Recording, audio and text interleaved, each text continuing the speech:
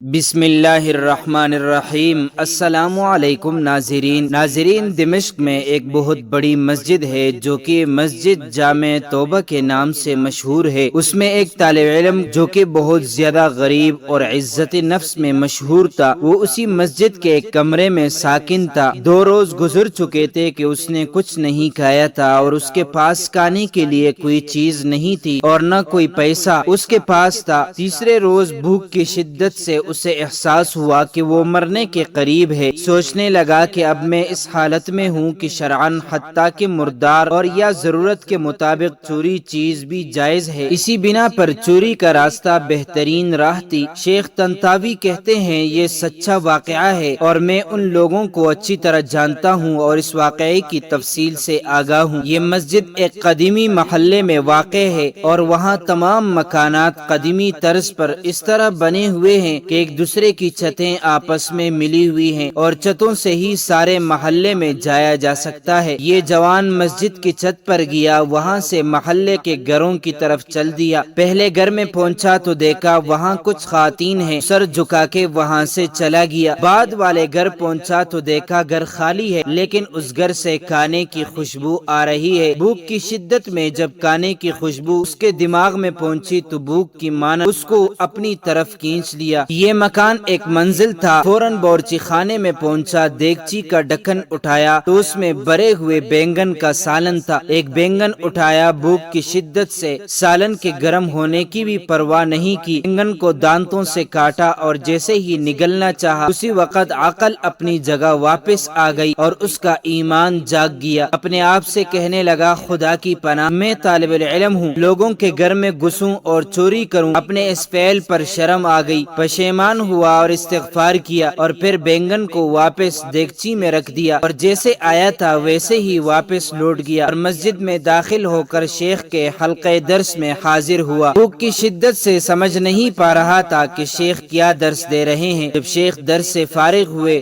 اور لوگ بھی متفرق ہو گئے تو ایک خاتون مکمل حجاب میں وہاں آئی، شیخ سے کچھ گفتگو کی اور وہ طالب علم ان دونوں کی گفتگو نہیں سمجھ سکا۔ شیخ نے اپنے اطراف میں نگاہ کی تو اس طالب علم کے علاوہ کسی کو وہاں نہ پایا۔ پھر اس کو آواز دی اور کہا تم شادی شدہ ہو؟ جوان نے کہا نہیں۔ شیخ نے کہا تم شادی نہیں کرنا چاہتے؟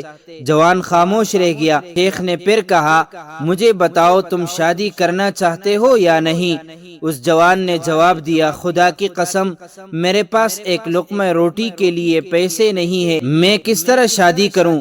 شیخ نے کہا یہ خاتون آئی ہے، اس نے مجھے بتایا ہے کہ اس کا شوہر وفات پا گیا ہے اور اس شہر میں ہے اور اس کا دنیا میں سوائے ایک ضعیف چچا کے کوئی عزیز رشتہ دار نہیں ہے۔ اپنے چچا کو یہ اپنے ساتھ لے کر آئی ہیں اور وہ اس وقت اس مسجد کے ایک کونے میں بیٹھا ہوا ہے اور اس خاتون کو اس کے شوہر سے گھر اور مال ورثہ میں ملا ہے۔ اب یہ آئی ہے اور ایسے مرد سے شادی کرنا چاہتی ہے جو شرعاً اس کا شوہر اور اس کا سرپرست ہو تاکہ تنہائی اور بدنیت انسانوں سے محفوظ رہے۔ کیا تم اس سے شادی کرو گے؟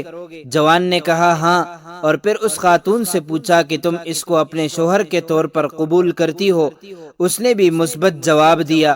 شیخ نے اس خاتون کے چچا اور 2 گواہوں کو بلا کر ان دونوں کا نکاح پڑھ دیا اور اس طالب علم کے بجائے خود اس خاتون کا مہر ادا کیا اور پھر اس خاتون سے کہا اپنے شوہر کا ہاتھ تھام لو۔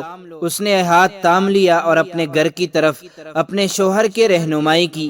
جب گھر میں داخل ہوئے تو اپنے چہرے سے نقاب ہٹا دیا۔